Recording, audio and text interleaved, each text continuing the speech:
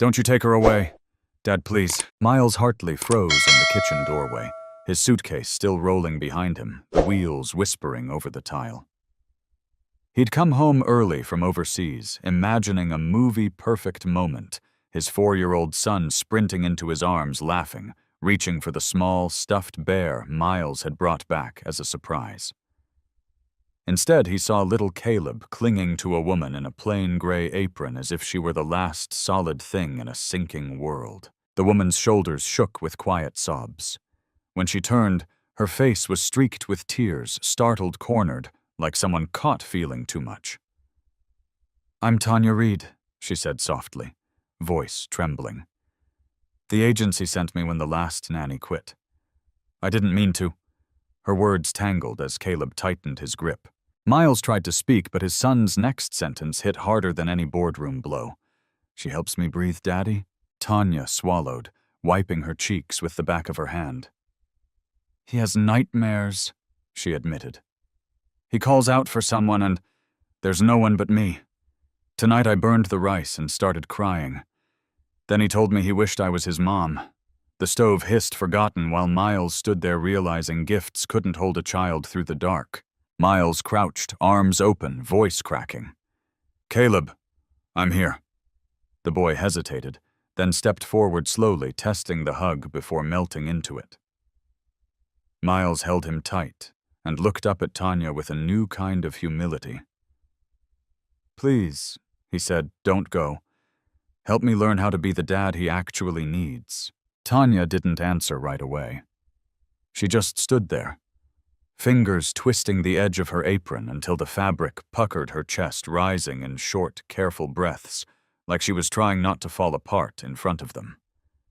Caleb kept one arm wrapped around her waist, the other still hooked into Miles's jacket, as if letting go of either one would crack the room in half. Miles swallowed, tasting the bitter edge of jet lag and regret.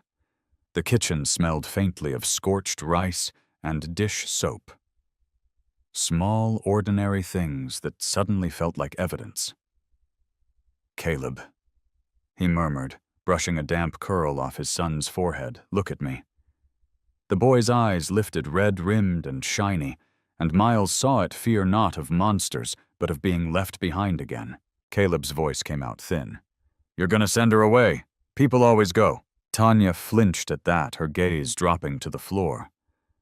"Sweetheart?"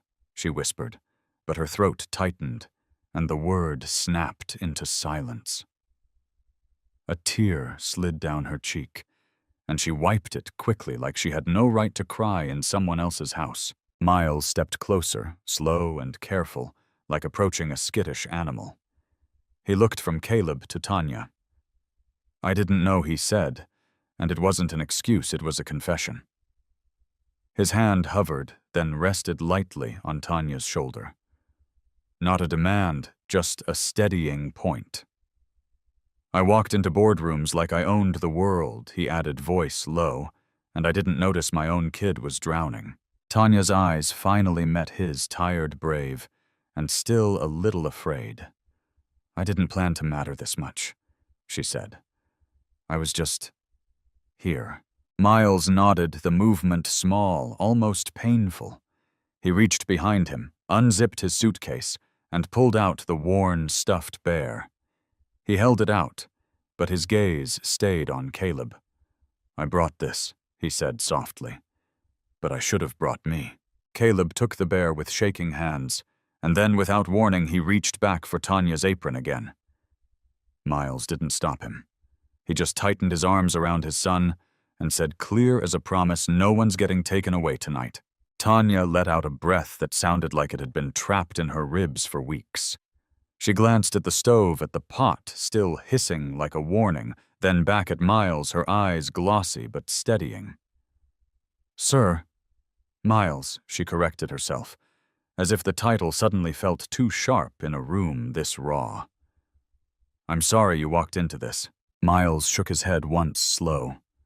"Don't apologize for my son crying." Caleb pressed his face into Tanya's side again, and she instinctively laid a hand on the back of his head, 2 gentle taps.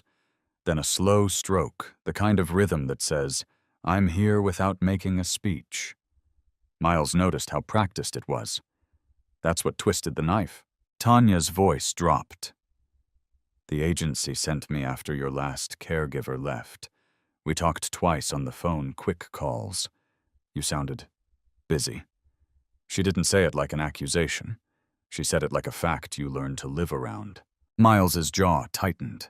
He remembered signing documents in airport lounges, answering emails in the back of black cars, telling himself he'd make up for it when things calmed down. Things never calmed down. Tanya swallowed hard. I burned the rice earlier. That's why I started crying. A small, embarrassed laugh flickered and died. But the rice wasn't the real reason. Her fingers curled into her apron again. Caleb asked me if I could be his mommy. Miles went still. The words didn't shout. They didn't need to.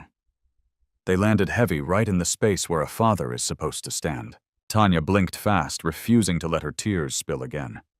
I didn't try to take anyone's place, she said quickly, almost pleading.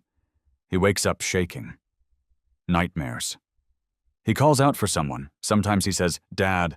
Sometimes he just says, please. And there's no one in the hallway but me. So I sit on the floor by his bed. I sing whatever I can remember. I stay until his breathing slows. Caleb's small voice came out muffled against her apron. She doesn't leave. Miles's throat tightened. He looked at his son, then at the woman who'd been catching him in the dark. And for the first time, the mansion felt less like a home and more like a place Miles had been renting with money instead of love. Miles didn't move for a beat. He just stood there, staring at Caleb's small hand clutching Tanya's apron, like it was a life preserver.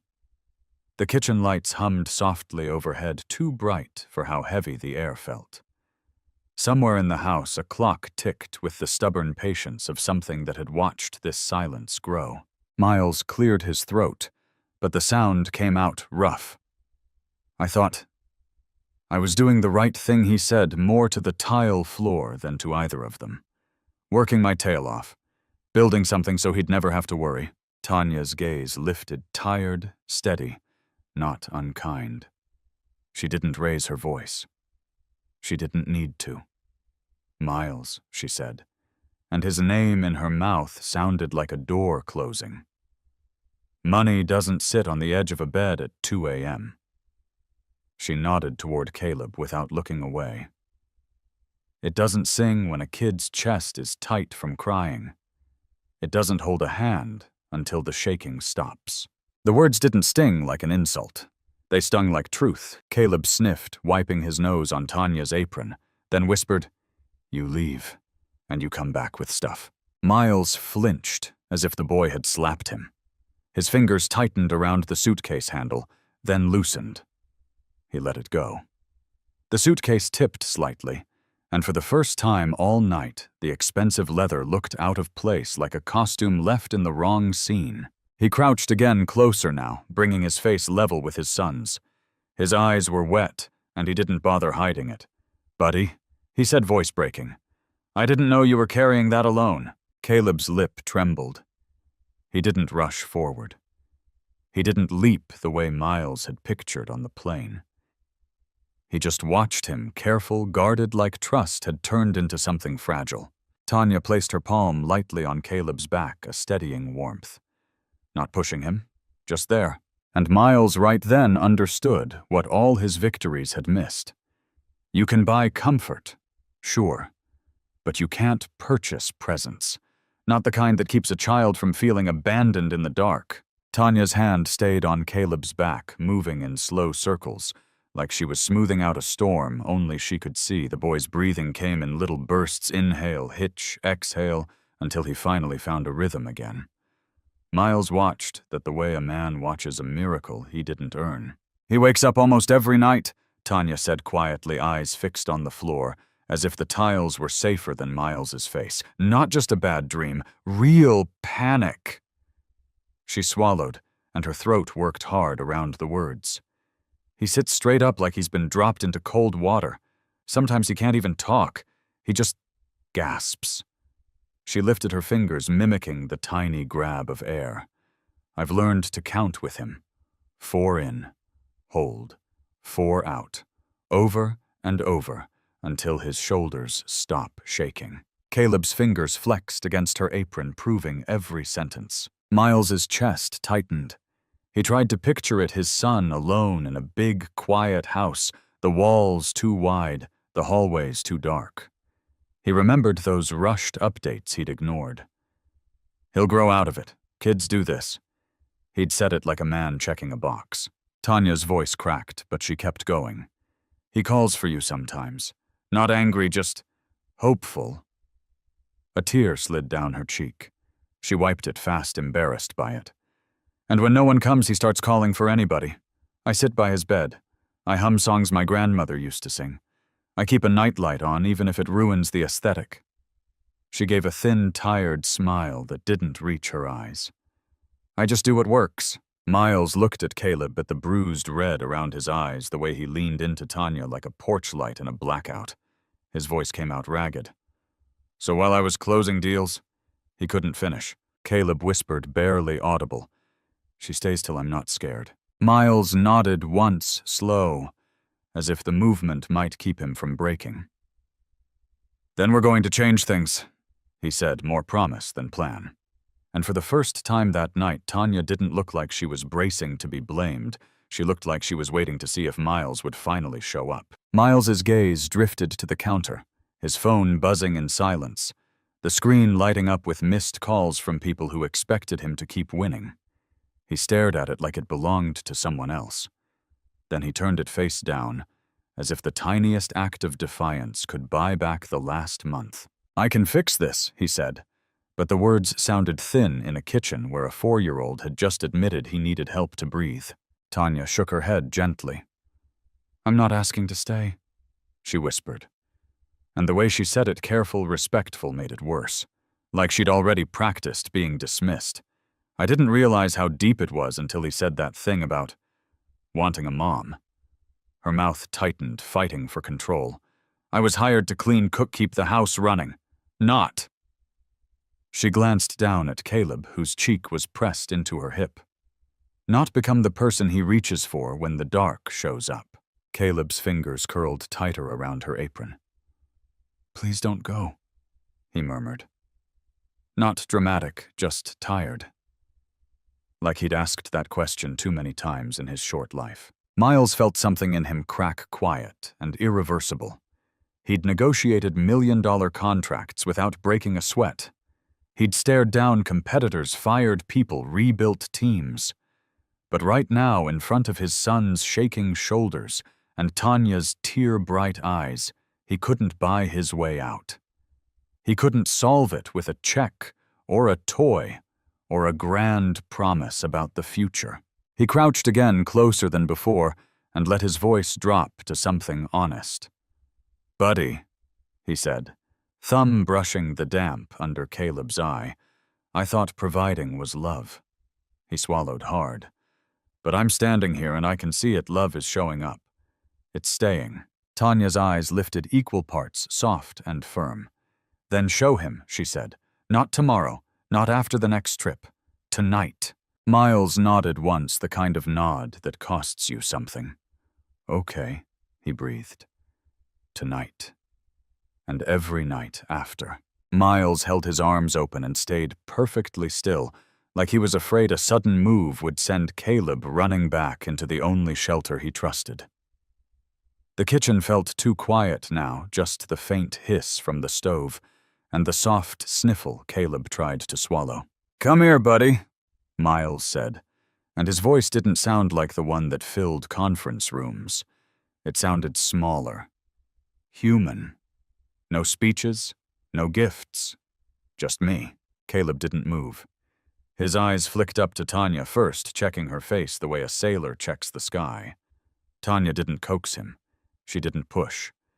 She simply nodded once, slow and steady, and kept her hand warm on his back. Miles blinked hard. I know I've been gone, he whispered. I kept telling myself I was doing it for you, but I get it now. You don't need a bigger house. You need your dad to be here when it gets dark. Caleb's mouth trembled. You'll leave again. The words landed like a weight on Miles's chest. He didn't argue. He didn't make a grand promise he couldn't keep. He just nodded, accepting the truth in it. "I have left," he said softly. "And I'm sorry, but I'm here right now, and I'm not walking away from you in this moment."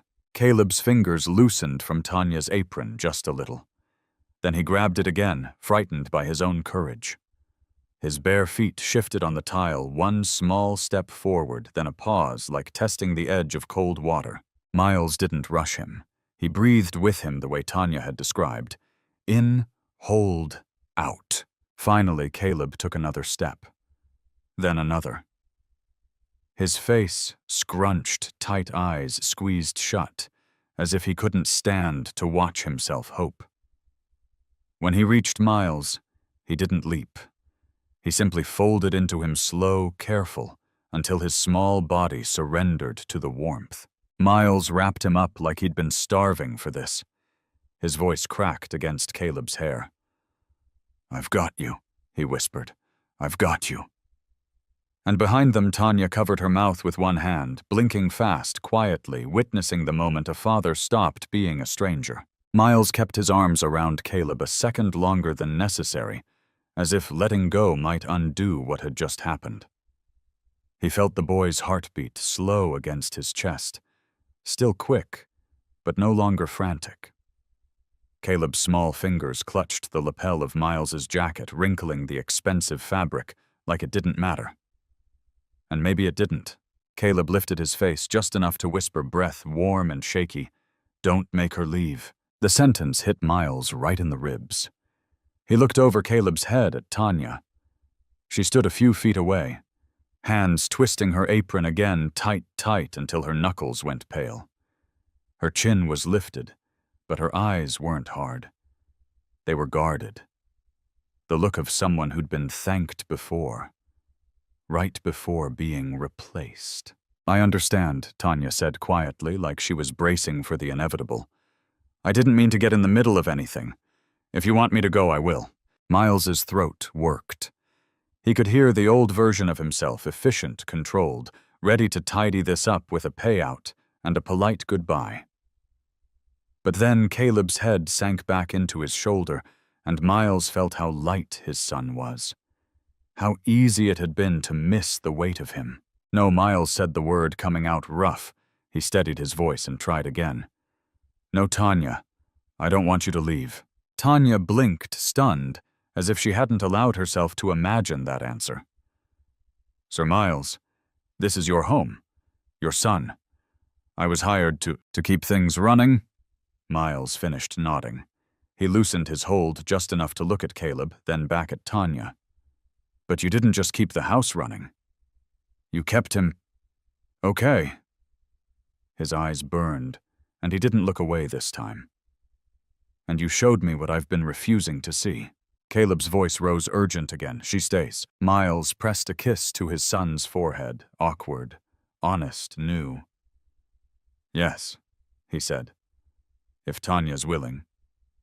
Then he faced her fully, shoulders squared, not with pride, but with humility. "Stay," he said softly.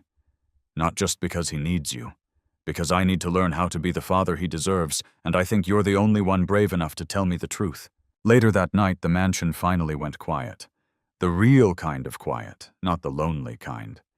Caleb had fallen asleep on Miles's chest in the living room, his tiny hand still curled around the stuffed bear. Miles didn't dare move. He just sat there, staring at the soft rise and fall of his son's breathing, like it was something sacred he'd almost missed for good. When he finally carried Caleb to bed, he found Tanya in the hallway, wiping down the stove like she was trying to erase the entire evening. She turned at his footsteps, shoulders tensing, ready for the polite dismissal, the envelope, the thank you for your service. Instead, Miles stopped a few feet away and spoke low, like he didn't want to wake the house. "I know this wasn't the job you expected." Tanya gave a tired half smile. "It's not." Her eyes flicked toward Caleb's room. "But it's the job he needed." Miles nodded, throat tight. He reached into his pocket, then thought better of it. No check, no shortcut. Just words. "If you ever want something more classes training school, whatever you've put off, I'll support it," he said. "Not because I owe you, Because you matter here. Tanya's brows lifted, guarded hope, fighting with caution. And what do you want from me? Miles' swallowed voice cracking on the truth. Promise me one thing, he said. Don't stop being who you were tonight. For him. And when I start slipping back into old habits, call me on it. Tanya's eyes softened, the tension in her hands easing. I couldn't stop if I tried. Miles let out a shaky breath, then whispered the words that finally belonged in this house. Tanya, thank you. You didn't just save my son. You brought me back to him. Morning came in soft and ordinary sunlight spilling across the kitchen tile. The smell of coffee replacing last night's burned rice. Miles Hartley stood at the stove in his rolled-up dress shirt sleeves, awkwardly stirring oatmeal like it was a high-stakes negotiation. His phone lit up again on the counter, another call, another urgent message, until he slid it into a drawer and shut it with a quiet click. Caleb padded in, wearing footy pajamas, rubbing his eyes. He stopped when he saw his dad at the stove, like he wasn't sure the picture was real. Tanya Reed hovered near the sink, ready to step in. Ready to disappear old habits of being the help in a big house. Miles turned spoon in hand. Hey, buddy, he said, voice still rough around the edges. Come sit with me. Caleb climbed into the chair, careful at first, then bolder when Miles set a bowl in front of him and slid over close enough that their elbows almost touched. No fancy breakfast, no gifts, just warmth, steam, and a father staying put. Caleb took a bite, then looked up. You're not leaving today? Miles didn't rush the answer. He nodded once. Not today. And when I do travel again, we'll talk about it. I'll call every night. I'll be here before bedtime when I can. And when I can't, I'll make sure you're never alone in the dark. Tanya's breath caught, but she said nothing. And listen, if you're watching this with a few more years behind you, you already know the truth. Kids won't remember the price tag. They remember who pulled up a chair, who laughed at the table, who showed up when their world got small and scary. Miles finally understood that building an empire means nothing if you don't come home and live in it. That evening, Miles Hartley did something he hadn't done in years. He slowed the whole house down. No laptop on the couch. No just one more call before dinner. He sat at the table while Caleb pushed peas around his plate, and Tanya Reed rinsed dishes nearby, moving quietly like she still wasn't sure she belonged in the frame. Miles looked up and caught Caleb watching him, really watching like a kid waiting to see if the good moment is going to vanish. Miles set his fork down and held his son's gaze. I'm here, he said, simple as breath. Caleb blinked hard. You promise? Miles didn't give him a shiny promise. He gave him a plan. Every night, he said, tapping the table twice like a rhythm Caleb could count on. Dinner together when I'm home, a call before bedtime when I'm away. And when you wake up scared, when you need to breathe, you call for me first. I'll come. Tanya's hands paused in the sink. She turned just enough to see it the moment a father stopped performing and started showing up. Caleb slid off his chair, walked around the table, and climbed into Miles's lap like it was the most natural thing in the world. Miles held him, chin resting on that small head, and the mansion finally felt like a home, not because it was quiet, but because it was connected. The people who love you don't need an empire. They need your presence, your time, your attention, your steady. I'm here when life gets dark, especially children, especially family. Now, I want to hear from you. Have you ever realized too late that someone needed you more than they needed what you were working for? Drop your story in the comments. Someone reading it might need that reminder today. And if you felt this in your chest, hit subscribe, tap the bell, and join us for more real stories about love, redemption, and second chances.